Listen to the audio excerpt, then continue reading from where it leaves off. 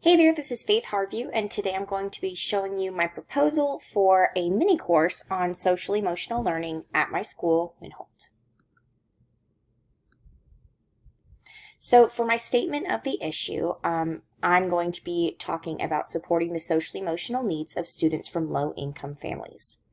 Social emotional learning is something that I'm really passionate about, and growing up with an anxiety disorder and not having the support that I needed from my teachers truly makes me want to make a change in my own classroom environment and in my school.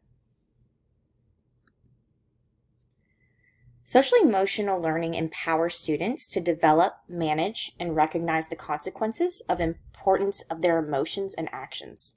Social emotional learning improves student morale, creates a welcoming environment, and aids in increasing academic outcomes. Children who come from low-income families are considerably more likely to suffer from negative social emotional responses. According to the World Population Review, the average household income in Lawrenceville is $66,000, which is highly below Georgia's state average. Lawrenceville also has a poverty rate of 20.11%, which is 4% lower than the state of Georgia overall. According to McGrath and Bergen 2017, students from low-income families are more likely to engage in risky behaviors, be considered aggressive, and have academic problems. Knowing that my school is located in an area of high need and qualifies for Title I funding pushes me to acknowledge the great need for SEL at my school. So what can I do to help this? Well, my plan is to have an SEL mini course for teachers at Winholt. This plan would be a 1-hour staff development, and we would do this during our staff development time on Wednesdays. It would be interactive and engaging. I'd be able to share resources and really help these teachers understand why it's so important for our students and also what they can do to help. Most importantly, teachers will have something to take back to the classroom with them that day. I've been working on some lessons, and I think it'll be a great place for me to share with them. So to break it down, during this staff development, I would focus on 5 main topics. The first topic would be social emotional human development. This is kind of where this fits into the class that I'm talking about right now. So this will be an essential topic for teachers at my school because we work with K through 5 students. Basically what I'll do is I'll refresh teachers on Erickson's stages of development and focus on the age group that we work with, which is K through 5.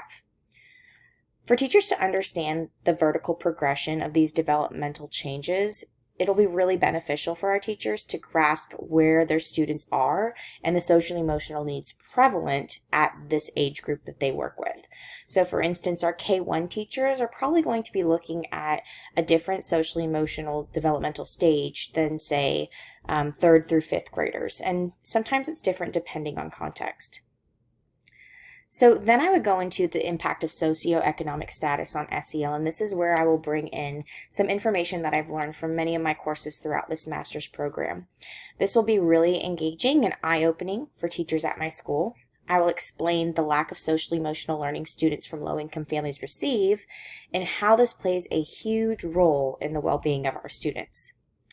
Over the past 2 years, I've worked alongside other educators at my school and colleagues in my master's program to understand this immense social emotional need in areas like mine. Sharing this data will encourage teachers to see the need and further understand why we need to set these goals and develop strategies to address these needs. And I really think being able to picture your students in your school and even just seriously in your classroom and you know where they come from, and to be able to look at this data and say, oh my goodness, this really needs to happen, is really beneficial. So the next section I'd focus on is what we do currently. So during this section of the mini course, we will review what we already have in place at our school. I'm currently on the SEL committee for my school, which just started this year, so we're still kind of figuring things out. But I hope that I will be able to have the counselors who I work with currently on that committee step in during this time of the professional development and talk about the word of the month and what we plan to do moving forward with this word of the month. And so basically what we do is we have a different word. Last month it was understanding. And so having that word can we talk about it in the classroom, we give them different discussion questions, but I think really explaining why we do this and how it's going to be good for our students will make teachers want to do it and put in the effort to try to make this a school-wide initiative. So this year as a school, we've put a large emphasis on SEL, especially because of the COVID-19 pandemic. And I think it's important that teachers know what we're implementing already so that they're better able to integrate these lessons. The next section that I would focus on is the strategies to implement. So during this time, I'm going to share probably just about three easy strategies to implement in the classroom.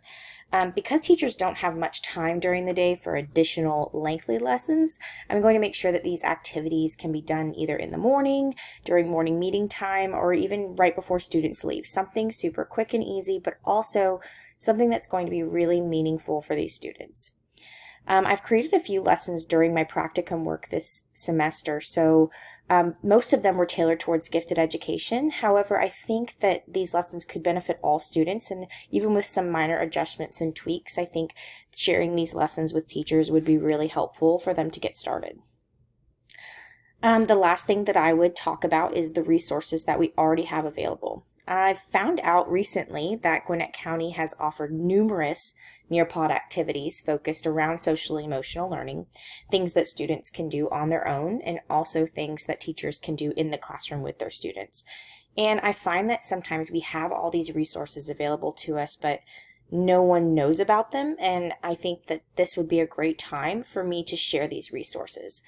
I think I also would need to become really familiar with these resources so that way I could be someone that they could come talk to for questions or support.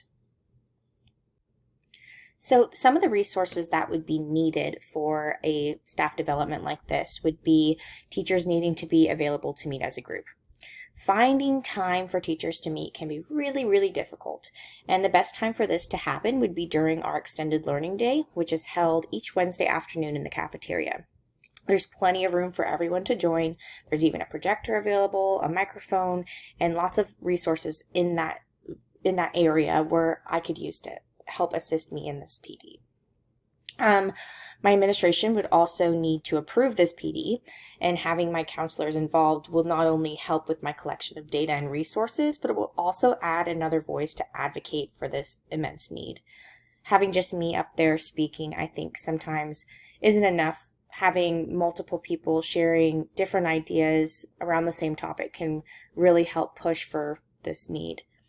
The last thing that I would need is an hour of uninterrupted time, which is really hard to come by. However, as I mentioned before, the time allotted for local school PD on Wednesdays would probably be the most appropriate.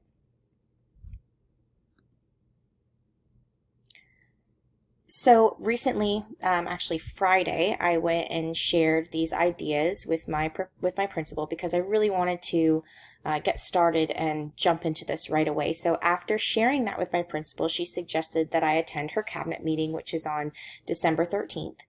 And she wants me to sit there and propose this idea to counselors and also the administration and see how that goes. And if all goes well with this, I will be hosting the staff development in early January. And so I really look forward to doing that. And I also look forward to continuing my work on this topic, that I find it so important. And social emotional learning is a topic that I think is overlooked very often in our schools, and mainly because of academic obligations for the students. But my goal is to make SEL an obligation, not only at my school, but I would hope that in the future I could make this obligation for our county or even the state. I think it's so important. Anyway, thank you so much for letting me share.